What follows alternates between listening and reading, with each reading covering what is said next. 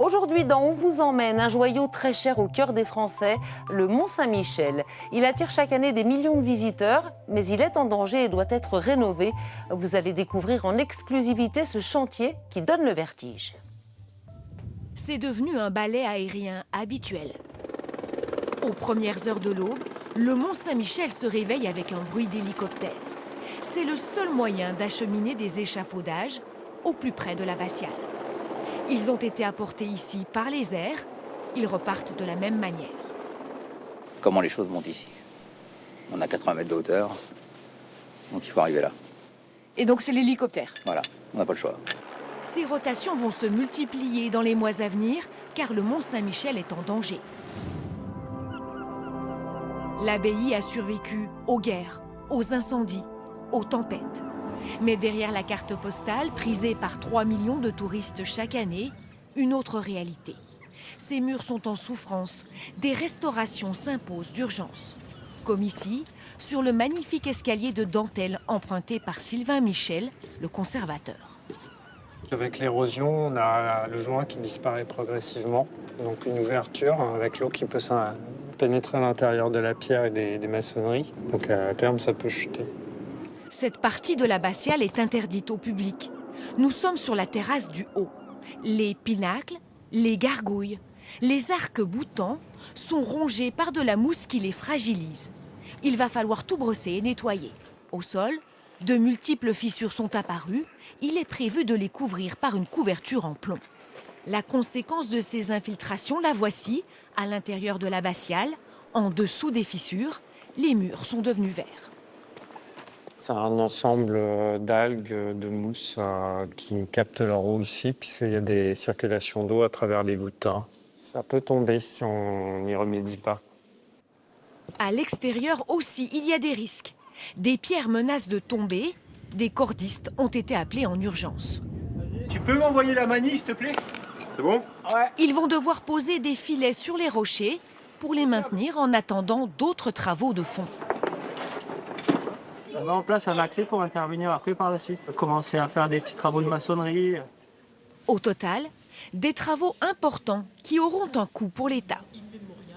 Une cinquantaine de millions sur 10 ans, mais par contre, vous voyez un rythme qui doit s'accélérer, parce qu'aujourd'hui, effectivement, les dégâts sur le monument et les agressions qu'il subit sont en train de s'accélérer. Parce qu'il y a urgence, cette petite chapelle méconnue, située au pied du mont, et donc très proche des assauts de la mer, sera aussi restaurée. Mais cette fois grâce à un appel aux dons. Ses vitraux seront changés, ses murs complètement nettoyés et sa statue aussi. Vous voyez, vous avez la statue de Saint-Aubert. Saint-Aubert, c'est l'évêque d'Avranches qui a eu la vision de créer le Mont-Saint-Michel. Elle va être totalement nettoyée, elle va retrouver son éclat. L'intérieur aussi retrouvera une seconde jeunesse. En tout, une collecte de 100 000 €, dont 70 000 déjà promis. Les visiteurs ne savent pas forcément qu'il y a cette chapelle. Et l'intérêt de cette opération de restauration, c'est aussi de mettre la lumière sur cette chapelle du Mont-Saint-Michel. Une première série de travaux a redonné de l'éclat à cette partie de l'abbaye baptisée la Merveille. Elle porte à nouveau très bien son nom, son clocheton a été refait. Au sommet de la flèche, l'archange Saint-Michel, redoré en 2016, compte bien gagner son combat contre l'usure du temps.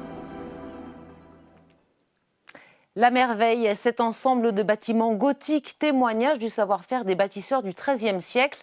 Mais revenons sur la petite chapelle Saint-Aubert, lieu de légende dont on parle moins, on l'a dit, et qui pourtant mérite largement qu'on s'y intéresse. Alors on le fait aujourd'hui avec le président des Amis du Mont-Saint-Michel. C'est un petit trésor, c'est un petit bijou, mais pratiquement personne ne la voit. En fait, quand on arrive sur la passerelle du Mont, elle n'est pas visible et les gens ont tendance à se précipiter vers le haut. Or, elle est tout en bas. Et puis, elle est du côté, de l'autre côté, si on peut dire, la passerelle. Donc, il faut faire en quelque sorte le tour du Mont, enfin, une partie pour la voir.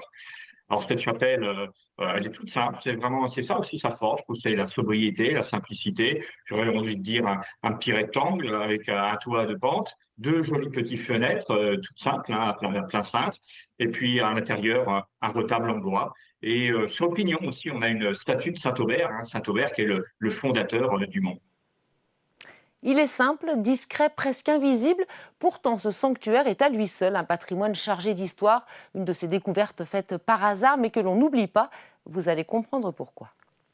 Alors, elle est remarquable hein, déjà par sa situation. Hein. Elle est vraiment face à la mer, en quelque sorte. Elle est en bas du mont.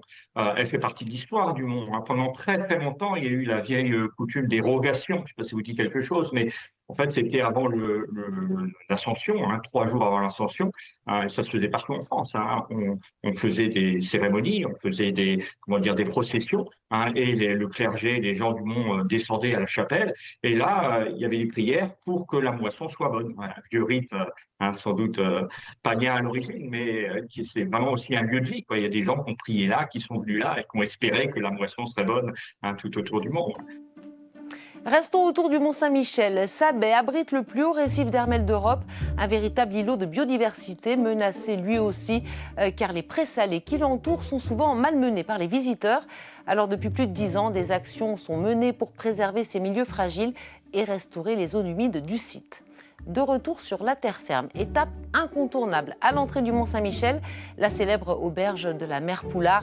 Depuis un siècle et demi, elle régale les visiteurs avec son omelette battue à la main, cuite au feu de bois. Elle incarne un savoir-faire devenu légende. Enfin, je vous rappelle aussi que non loin du Mont Saint-Michel, à Granville, une autre visite s'impose, le musée Christian Dior. Il est installé dans sa demeure d'enfance, une belle opportunité de plonger dans l'intimité du créateur. Granville, la Monaco du Nord, comme on la surnomme, vous réserve aussi d'autres belles surprises, du port à ses remparts, en passant par son patrimoine naturel préservé. Très belle journée à vous sur notre antenne.